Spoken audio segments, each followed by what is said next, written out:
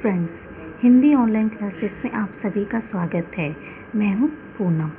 पिछले वीडियो में मैंने आपको स्वर के बारे में बताया था। आज मैं आपको व्यंजन के बारे में बताने जा रही हूँ। जिन वर्णों के उच्चारण में स्वरों की सहायता ली जाती है, जिनके उच्चारण में श्वास वायु रुकावट के साथ मुख से बाहर आ जाती है, उन्हें हम व्यंजन कहते हैं।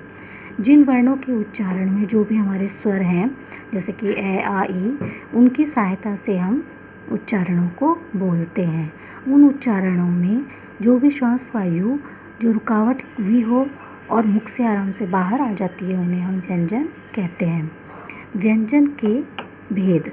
व्यंजन 4 प्रकार के होते हैं। कितने प्रकार के होते हैं? 4 प्रकार के, जिसमें सबसे पहला है स्पर्श के आधार पर, दूसरा है उच्चारण स्थान के आधार पर, तीसरा है श्वास वायु की मात्रा के आधार पर, और चौथा है स्वतंत्रति में कंपन का आधार।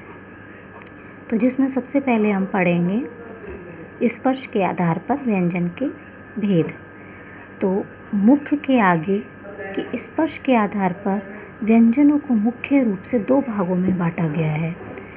मुख के आगे जो भी स्पर्श के आधार पर होता है, उन व्यंजनों के जो भी मुख्य रूप हैं वो इस प्रकार है। सबसे पहले आता है स्पर्श व्यंजन, दूसरा है अंतस्थ व्यंजन और तीसरा है ऊष्म व्यंजन। तो सबसे पहले हम पढ़ेंगे स्पर्श व्यंजन। जो व्यंजन मुख के विभिन्न अंगों के पारस्परिक स्पर्श से बोले जाते हैं, उन्हें हम स्पर्श व्यंजन कहते हैं। जो भी हमारे व्यंजन हैं, जो मुख के सारे अंग, जो भी विभिन्न अंग हैं हमारे, उनके पारस्परिक स्पर्श से जो भी हमारे उसके परस्पर तरीके से स्पर्श होते हों, स्पर्श तरीके से बोले जाते हों, उन्हें हम स्पर्श व्यंजन कहते हैं। स्पर्श व्यंजन के कुछ प्रकार इस तरीके से हैं। वर्ग और व्यंजन। वर्ग कौन कौन से हो गए?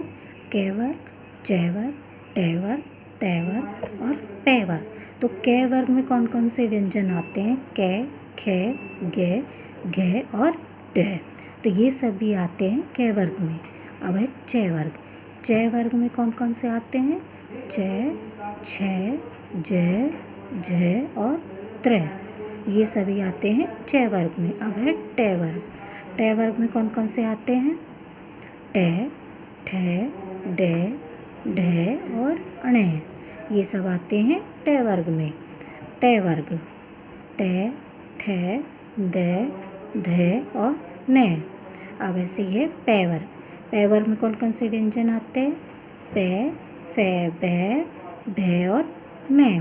तो ये जो वर्ग हैं कै, चै, टै, तै, पै, इनके ये व्यंजन होते हैं। अब हम आगे बढ़ते हैं। आगे है अंतस्थ व्यंजन। अंतस्थ व्यंजन जो कि हमारे व्यंजनों में से ही एक और दूसरा व्यंजन है। इन व्यंजनों का उच्चारण स्वरों और व्यंजनों के बीच का सही होता है। जो भी यह व्यंजन है, उनका उच्चारण क्या है? स्वर और व्यंजन के बीच का ही होता है, मतलब दोनों के बीच का सही होता है, उन्हें हम अंतस्थ व्यंजन कहते हैं। इनका उच्चारण करते समय मुख के अंग, जो भी हमारे मुख से जो भी बोलने वाले अंग हैं, जैसे कि नाक से बोलने वाले, मुख से बोलने वाले, कंठ से बोलने वाले, ये परस्पर एक दूसरे का पूरी तरह से स्पर्श नहीं करते हैं, तो वो अंतस्थ व्यंजन होते हैं। अब जो अंतस्थ व्यंजन में जिनका उच्चारण मुख से हो, अलग अलग तरह के अलग अलग जो भी अंग हैं हमारे, उन अंग को स्पर्श नहीं करते हो, तो वो होते हैं अंतस्थ व्यंजन। जैसे कि अंतस्थ व्यंजन में जैसे कौन कौन से हैं? य, रे, ले और वे। ये सभी व्यंजन, ये सभी जो अंतस्थ व्यंजन हैं, ये एक दूसरे को पूरी तरह से स्पर्श व्यंजन नहीं करते हैं। तीसरा है ऊष्म व्यंजन। ऊष्म व्यंजन जिन व्यंजनों के उच्चारण के समय मुख से निकलने वाली वायु रगड़ खाकर ऊष्म यानी कि गर्म हो जाती है, उन्हें हम ऊष्म व्यंजन कहते हैं। जिन व्यंजनों के उच्चारण के समय पे मुख से जो भी बात निकलती है, जो भी हम स्वर या व्यंजन निकालते हैं, उसमें जब तक रगड़ रगड़ खाती है ना, तो वो जैसे हल्का सा रगड़ खाता है तो वो ऊष्म हो जाता है, उसे हम क्या कहेंगे, ऊष्म व्यंजन। जैसे कि हम बताते हैं, जैसे कि श, स और है, तो ये सब क्या करते हैं, रगड़ खाते हैं। तो ऊष्म व्यंजन में कौन कौन से आते हैं, श, स और। अब है ख, उच्चारण स्थान पर व्यंजन भेद। इनके भेद इस प्रकार हैं, जो कि पहला है कंठ है। कंठ क्या, जो हमारे गले की तरफ जो कंठ होता है वो वाला। जिन वर्णों का उच्चारण कंठ से होता है उन्हें हम कंठे कहते हैं। ये हमने स्वर में भी पढ़ा था, तो स्वर में पढ़ा था, जैसे कि क, ख, ग, घ, ड और है। तो ये सभी कौन से हो गए, कंठ व्यंजन, जो कि हमारे कंठ से बोले जाते हैं। दूसरा है तालव्य व्यंजन। जिन वर्णों का उच्चारण तालु से होता है उन्हें हम कहते हैं तालव्य। जैसे कि च, छ, ज, झ, त्र, य, श, ये सभी कौन से हैं, ताल से बोलने वाले, जो हम तालवा होता है उससे बोलने वाले व्यंजन। तो कौन से हुए ये, तालव्य व्यंजन। तीसरा मूर्धन्य। जिन वर्णों का उच्चारण मूर्धा से होता है उन्हें हम मूर्धन्य कहते हैं। जैसे कि ट, ठ, ड, ढ, ण, र, श, ये सभी हो गए मूर्धन्य व्यंजन। अब है दंत्य। दंत्य यानी कि दांत से बोलने वाले। जिन वर्णों का उच्चारण दांतों से होता है उन्हें हम दंत्य कहते हैं। जिसमें मतलब जो भी हम वर्ण बोलते हैं, जो भी उच्चारण बोलते हैं, उसमें दांत आता हो, जैसे दांत बीच में आ जाता है बोलते समय, या जीवा अपनी दांतों पे लगती है, ये तो उसे हम दंत्य कहते हैं। जैसे कि ता, थ, द, ध, न, ल और से, ये सभी कौन से व्यंजन हो गए, दंत्य व्यंजन। अब है ओष्ठ्य व्यंजन। जिन वर्णों का उच्चारण ओष्ठ से होता है उन्हें हम ओष्ठ्य व्यंजन कहते हैं। वो है पै, फै, बै, भै और मै। तो ये सभी कौन से व्यंजन हैं, ओष्ठ्य व्यंजन। अब है नासिक्य। नासिक्य से समझ में आ रहा है कि नाक से बोलने वाला, नाक किससे। जिन वर्णों का उच्चारण नासिका से होता है उन्हें हम नासिक्य कहते हैं। जैसे कि ड, त्र, ण, न और मैं, जिसमें नाक से आवाज़ आती है ना, उसे हम कहते हैं नासिक्य व्यंजन। अब है दंतोष्ठ्य। दंतोष्ठ्य यानी कि दांत और ओष्ठ, दांत और ओष्ठ दोनों का होता है। जिन वर्णों का उच्चारण दांत और ओष्ठ से होता है उन्हें हम दंतोष्ठ्य व्यंजन कहते हैं। जैसे कि वह है दंतोष्ठ्य व्यंजन। अब क्या है, सांस वायु की मात्रा के आधार पर व्यंजन भेद। इनके आधार पर दो भेद है, अल्प प्राण और महाप्राण। तो सबसे पहले है अल्प प्राण।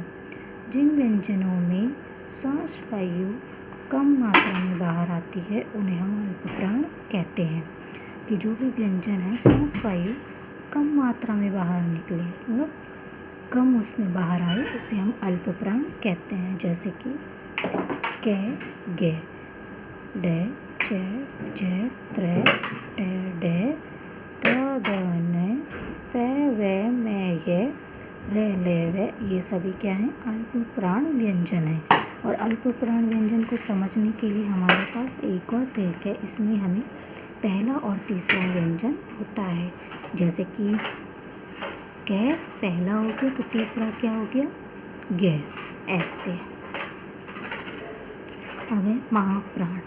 महाप्राण व्यंजन जिन व्यंजनों के उच्चारण में श्वास वायु, इसकी एक और ट्रिक है, इसमें हम पहला और तीसरा व्यंजन होता है। इससे भी हम इस तरीके से भी हम पहचान सकते हैं अल्प प्राण में। अब है महाप्राण। जिन व्यंजनों के उच्चारण में श्वास वायु अधिक मात्रा में बाहर आती है उन्हें हम महाप्राण कहते हैं। क्योंकि जो भी हम उच्चारण बोलते हैं, जो हम श्वास वायु से एकदम अधिक मात्रा में बाहर निकलती है हमारे व्यंजन, उन्हें हम महाप्राण कहते हैं। जैसे कि ख, ग, छ, झ, ठ, ड, थ, द, फ, ब, श, स, ह, ये सभी क्या है, महाप्राण व्यंजन। इसको भी हम पहचान सकते हैं, इसमें दूसरा और चौथा व्यंजन आता है। इस तरीके से भी हम पहचान सकते हैं। अब है स्वतंत्रति के कंपन के आधार व्यंजन। इसके भी दो भेद हैं, पहला है अघोष और दूसरा है घोष। अब पढ़ेंगे हम अघोष। जिन वर्णों के उच्चारण में केवल श्वास आता है उन्हें हम व्यंजन कहते हैं, जैसे कि क ख च छ ट ठ प फ श स स। ये सभी क्या है, अघोष व्यंजन। इसको भी पहचानने का तरीका है कि इसमें भी हम पहला और दूसरा व्यंजन आता है। अघोष में पहला दूसरा। अब है दूसरा है घोष। जिन व्यंजनों के उच्चारण में स्वतंत्रति में कंपन आता हो, जैसे कि जो भी हम बोलते हैं तो बोलते समय एकदम स्वतंत्र, एकदम कंपन वाली आवाज़ आती है ना, उसे हम घोष व्यंजन कहते हैं, जैसे कि ग घ ड ज झ त्र ड ठ ण ध न ब ध म य र ल व है।